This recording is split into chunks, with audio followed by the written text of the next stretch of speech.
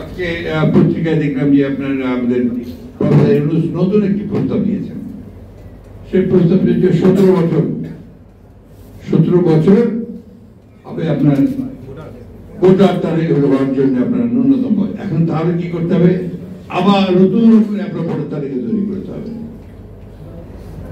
এই জিনিসটা তো কনসেনসাস না। আপনি চিফ এক্সিকিউটিভ, আপনি প্রথমেই বলে দিচ্ছেন যে 17 বছর হলে ভালো। আপনি যখন বলছেন then it becomes a binding on the election commission যেটা আপনি ইলেকশনের জন্য যারা ঠিক করবে, ইলেকশন কমিশনকে ছেড়ে দিন।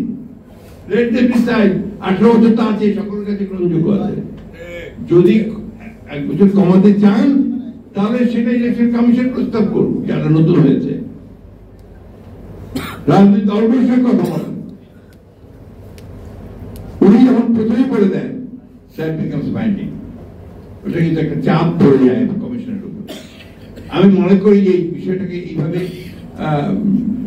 না বলে তাদের উচিত ছিল, আমি এখনো মনে করি এটা স্টেক হোল্ডারদের সঙ্গে কথা বলে তারপরে যদি তিনি এই বিষয়টা আনতে চান সেভাবে আনলে ভালো হতো, তার কোনো বিতর্কের সৃষ্টি হতো না।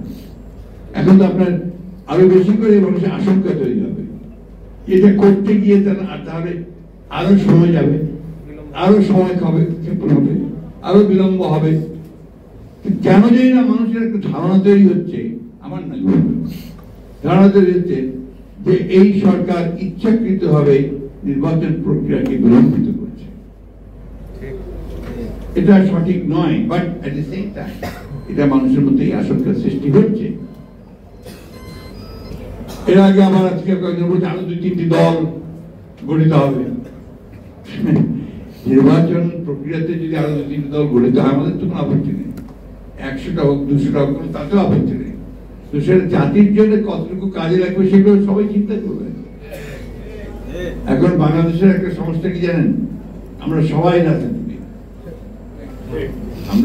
রাজনীতিবিদ, এবং দেখুন রাজনীতি নিয়ে আলোচনা করতে, চর্চা করতে আমরা সবাই খুব পছন্দ করি।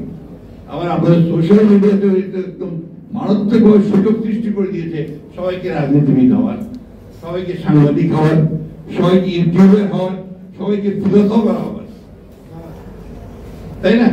সবাই হয়ে গেছে। এইভাবে ভালো কথা, সকলের পার্টিসিপেশন হচ্ছে, সবাই কাজ করছেন।